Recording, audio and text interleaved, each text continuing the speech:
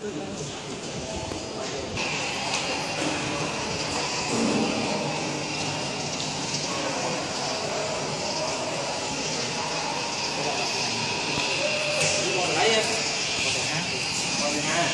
hai ta nữa.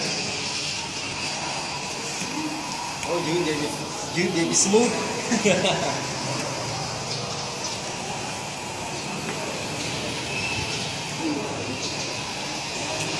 Giữ vậy bị smooth được hai cặp bốn giữ vậy anh nhẹ quá này.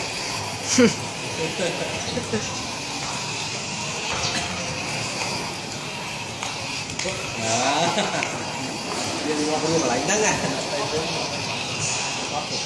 Anh ấy cho bạn ăn qua bên lên cho bạn cảm ơn cho con anh chăm chăm trâu đi tất đó rồi chăm trâu